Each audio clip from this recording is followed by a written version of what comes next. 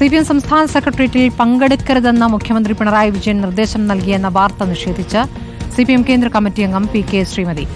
വാർത്ത അടിസ്ഥാനരഹിതമാണെന്ന് PK ശ്രീമതി ഫേസ്ബുക്കിൽ കുറിച്ചു.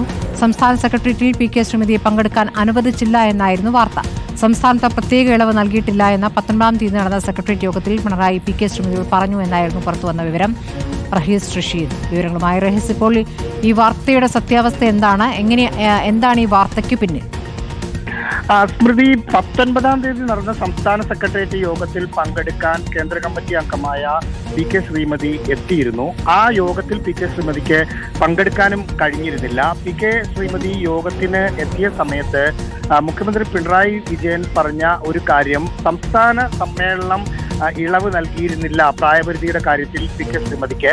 കേന്ദ്ര കമ്മിറ്റി അഖിലേന്ത്യാ ജനാധിപത്യ മഹിളാ അസോസിയേഷന്റെ ദേശീയ ഭാരവാഹി എന്ന നിലയിലാണ് ഇളവ് നൽകിയത്. അതുകൊണ്ട് ഈ യോഗത്തിൽ പങ്കെടുക്കാതിരിക്കുന്നതാണ് നല്ലത്, അല്ലെങ്കിൽ അതാണ് പാർട്ടിയുടെ തീരുമാനം എന്ന തരത്തിൽ പറഞ്ഞിരുന്നു.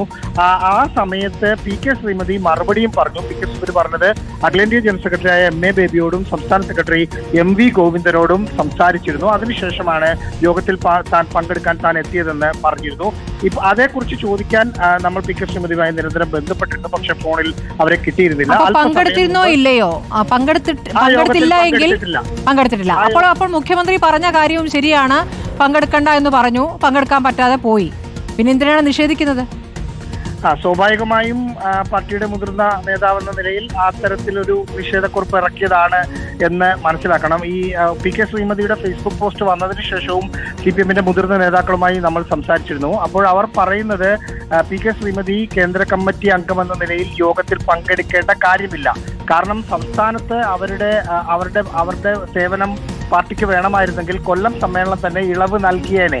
പക്ഷേ ഇളവ് നൽകിയത് മഹിളാ അസോസിയേഷന്റെ ദേശീയ നേതാവ് എന്ന നിലയിൽ മാത്രമാണ്. അതുകൊണ്ട് PK ശ്രീമതി ഡൽഹി കേന്ദ്രീകരിച്ച്, അല്ലെങ്കിൽ ദേശീയ തലത്തിലാണ് പാർട്ടിക്ക് PK ശ്രീമതിയുടെ ആവശ്യം. അതുകൊണ്ട് അവർക്ക് സംസ്ഥാന സെക്രട്ടേറിയറ്റിൽ പങ്കെടുക്കേണ്ട കാര്യമില്ല. രണ്ടാമത്തെ ഒരു കാര്യം, CPM സംസ്ഥാന സെക്രട്ടേറിയറ്റിൽ PK ശ്രീമതി പങ്കെടുക്കണ്ട എങ്കിൽ അത് പറയേണ്ടത് മുഖ്യമന്ത്രി പിണറായി വിജയനാണോ അതോ സംസ്ഥാന സെക്രട്ടറി MV ഗോവിന്ദനാണോ എന്നൊരു കാര്യം കൂടിയുണ്ടല്ലോ.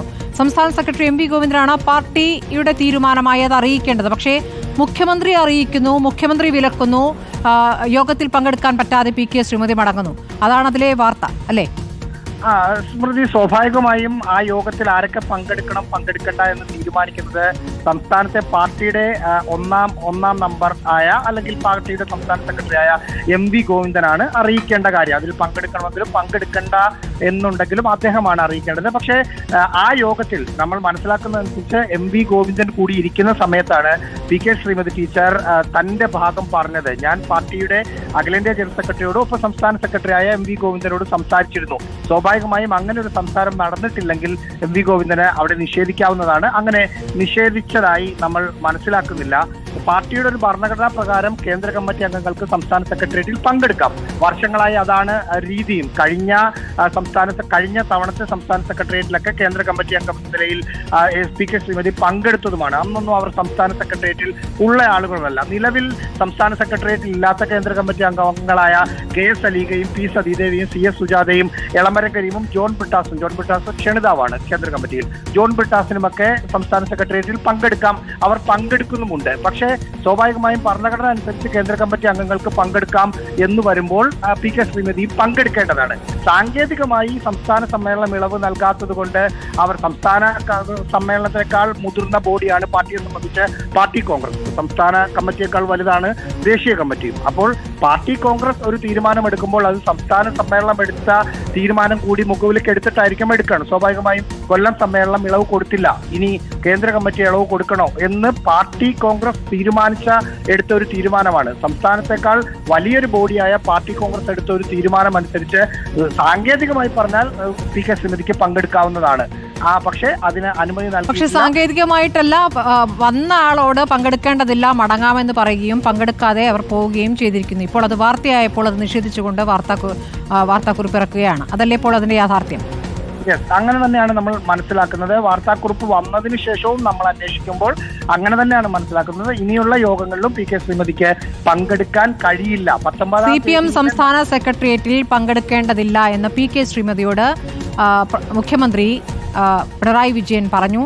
യോഗത്തിനെത്തിയ പി കെ ശ്രീമതിക്ക് പങ്കെടുക്കാൻ പറ്റാതെ മടങ്ങുകയും ചെയ്തിരിക്കുന്നു. കേന്ദ്രത്തിൽ ശ്രദ്ധ കേന്ദ്രീകരിക്കൂ എന്നാണ് പറഞ്ഞിരിക്കുന്നത്. ഇവിടെ പ്രായ ഇളവ് നൽകിയിട്ടില്ല എന്ന കാര്യം കൂടിയാണ് മുഖ്യമന്ത്രി ഓർമ്മിപ്പിച്ചിരിക്കുന്നത്. പി കെ ശ്രീമതി അത് പാർട്ടി സെക്രട്ടറിയല്ല, മുഖ്യമന്ത്രിയാണ് ഓർമ്മിപ്പിച്ചിരിക്കുന്നത്.